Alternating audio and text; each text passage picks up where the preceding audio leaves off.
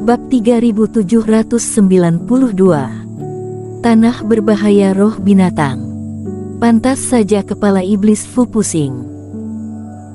Di hutan pagi kabut, para kultivator lainnya berusaha sekuat tenaga untuk mencari energi bintang fajar, dan hanya dengan keberuntungan mereka dapat menemukan satu atau dua tempat di mana energi bintang-bintang fajar muncul berkumpul.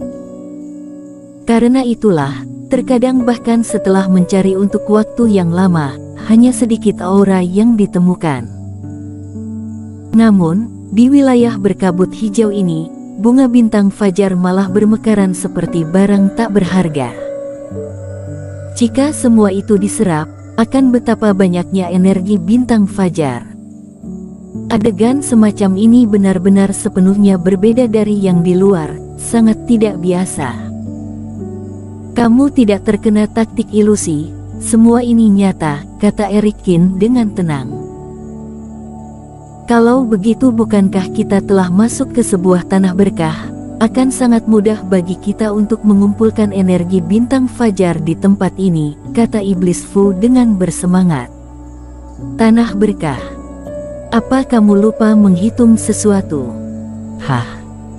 Di mana bunga bintang fajar mekar, pasti ada roh binatang yang setingkat.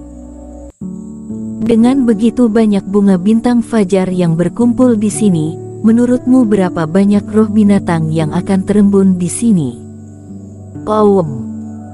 Pada saat yang sama ketika suara Erikin berakhir dan ekspresi wajah iblis Fu berubah seketika, serangkaian auman binatang terdengar dari segala arah. Suara-suara itu bercampur bersama, seperti guntur yang menggelegar, langsung menuju langit. Dan tempat-tempat ini di mana energi hijau berkumpul, terdapat cahaya Reiki yang tak terhitung jumlahnya, yang mengembun setelah bersinar. Erikin melirik ke sekitar, dan hanya melihat puluhan roh binatang yang sedang dengan cepat terbentuk dalam kabut hijau di sekelilingnya, yang seolah-olah telah melihat musuh ketika Erikin lewat. Mata mereka memerah seketika, dan sambil mengaum rendah, mereka bergegas ke arahnya. Jumlahnya sebanyak belasan. Ada yang 4 pola, ada yang 5 pola, dan Erikin bahkan melihat beberapa roh binatang 6 pola yang belum bertindak di belakang. Cepat pergi. Jantung Erikin berdebar, dia dengan cepat menelan beberapa pil dewa, dan mempercepat lagi. Apanya memetik bunga bintang fajar, yang lebih penting sekarang adalah menghindari binatang-binatang tersebut terlebih dahulu. Mungkin tidak masalah baginya untuk menangani sendiri beberapa roh binatang 5 pola, tetapi dia akan menghabiskan banyak tenaga untuk menangani roh binatang 6 pola. Dan begitu berada di tempat aneh seperti ini, apa gunanya membunuh beberapa roh binatang? Benda ini akan terbentuk lagi, dan tidak mungkin baginya untuk mengumpulkan energi bintang fajar dengan mengabaikan begitu banyak roh binatang dan Kelvin Peng. Aneh, bukankah roh binatang ini memiliki kesadaran teritorialnya sendiri dan tidak akan meninggalkan daerah tetap mereka, tetapi kenapa binatang-binatang ini berbeda? Setelah terbang beberapa ribu meter jauhnya, melihat kelompok roh binatang yang masih mengejar di belakang Erikin, iblis Fu berteriak keras. Tempat ini memang tempat aneh. Siapa yang tahu mengapa kelompok roh binatang ini memiliki perubahan yang berbeda dengan yang di luar? Erikin mengerutkan kening, tetapi tidak punya pilihan selain memurnikan pil dewa untuk dengan cepat mengisi kembali Reiki. Pangeran, terjadi masalah besar, lihat roh binatang dan bunga bintang fajar di depan kita ini, sepertinya kita telah memasuki tanah berbahaya roh binatang di hutan pagi kabut. Di belakang, melihat sekelompok binatang terbentuk, di samping Nicholas Peng, seorang lelaki tua juga memperhatikan bahwa situasi di sekitarnya aneh, jadi dia segera berkata dengan gugup. Tanah berbahaya yang kamu katakan adalah tempat yang muncul secara acak di hutan, di mana roh binatang akan terus terbentuk. Kelvin Peng juga memasang ekspresi tegang di wajahnya. Pada saat ini, tidak hanya Eric Qin, tetapi juga ada sejumlah besar roh binatang terbentuk di samping ketiga orang itu, dan juga memburu ke arah mereka. Selain itu, aku mendengar bahwa setelah tiba ke pusat tempat ini, benar-benar akan ada ribuan roh binatang yang berkumpul. Bahkan pejuang kebanggaan manusia yang paling kuat pun tidak dapat bertahan lebih dari waktu sedetik. Dan jika aku tidak salah, posisi kita saat ini sedang menuju ke zona inti. Pangeran, maukah kita sedikit lebih berhati-hati, kata lelaki tua itu. Tidak perlu, bocah ini ada di depan kita. Jika dia berani beragresif, mungkinkah aku takut padanya? Kelvin Peng hanya mendengus dingin, tetapi kecepatannya tidak melambat sedikit pun. Kemudian, di belakang beberapa orang, semakin banyak roh binatang berkumpul. Jumlahnya melebihi 100 dan masih terus bertambah. Pangeran, kita benar-benar tidak boleh mengejar lagi. Lelaki tua itu menyeka keringatnya ketika dia melihat semakin banyak roh binatang yang berkumpul, dan sebagian besar dari mereka mengejar ke arah mereka. Dia tidak bisa menahan diri untuk berteriak. Aku sekarang bisa 100% yakin bahwa pusat tempat berbahaya ini pasti ada di depan, dan selanjutnya pasti akan ada semakin banyak roh binatang yang muncul. Jika kita terlibat di dalamnya, maka kita tidak akan bisa keluar dari sana lagi.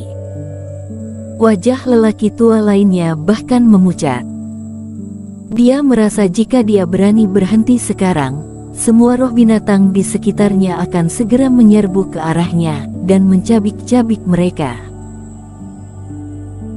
Meskipun mereka bertiga semuanya adalah orang yang telah membentuk segel, tapi lingkungan yang kacau seperti ini mungkin akan membuat mereka tidak dapat berhasil berteleportasi. Dan tidak peduli mereka memasuki rapat terbesar atau akhirnya terpaksa meninggalkan tempat ini, itu tetap sama saja akan mengakibatkan rencana Kelvin Peng gagal total. Banyak roh binatang. Namun, Kelvin Peng malah tersenyum muram. Yang diinginkan aku justru roh binatang bisa banyak, dan aku bahkan merasa bahwa ini masih tidak cukup. Sambil mengatakan ini, di bawah tatapan ketakutan kedua lelaki tua, Kelvin Peng langsung melesatkan sebuah reiki dan menyerang langsung ke arah Eric Qin. Dalam penerbangan, Eric Qin tidak menyangka bahwa Kelvin Peng yang tidak melakukan apa-apa selama begitu lama mengejar, akan tiba-tiba menggunakan ilmu sihir saat ini. Dengan menghindari ke samping, ilmu sihir ini langsung melewat dari samping Eric Qin dan menghantam ke tanah. Selama tanah bergetar, yang membuat Eric Qin mengerutkan kening adalah bahkan energi hijau di kejauhan pun terganggu oleh getaran ini, dan mulai menggembun menjadi roh binatang. Bum bum bum.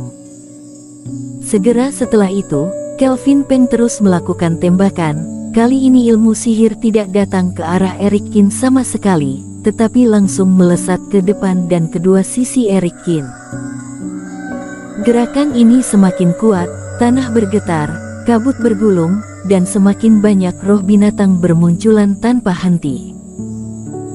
Pangeran ingin memancing keluar roh binatang, untuk mengepung orang ini, agar bisa menghalangi langkahnya. Melihat adegan ini, mata kedua lelaki tua di samping Kelvin Peng berbinar. Benar, Eric Qin telah melaju di depan, dan ketika kecepatan semua orang hampir sama, sulit bagi mereka untuk mengejar dan membunuh Eric Qin. Namun, dengan memanfaatkan semakin banyak roh binatang, mereka bisa melakukan pemblokiran di segala arah, yang membuat Eric Qin tidak dapat bergegas melewati. Kemudian setelah kecepatannya melambat, dia secara alami akan dihalangi jalan oleh mereka. Ups, bajingan ini mencoba menyakitimu melalui roh binatang. Di depan, Iblis Fu berteriak. Eric Qin menyipitkan matanya, dia bisa melihat tujuan Kelvin Peng dengan jelas. Namun, Dia sudah terperangkap di dalamnya, dan dia tidak bisa menoleh atau mundur untuk menghindarinya. Karena yang diinginkan Kelvin Peng di belakangnya justru adalah untuk memperlambat langkahnya. Eric Kin hanya berharap tempat aneh ini tidak akan terlalu besar, sehingga dia bisa menerobos keluar sebelum dikepung. Setelah terbang ke depan lagi selama waktu setengah jam, kabut hijau tidak menghilang, malahan roh binatang di sekitarnya semakin banyak berkumpul. Pada saat ini, Eric Kin melepaskan kecepatan penuhnya.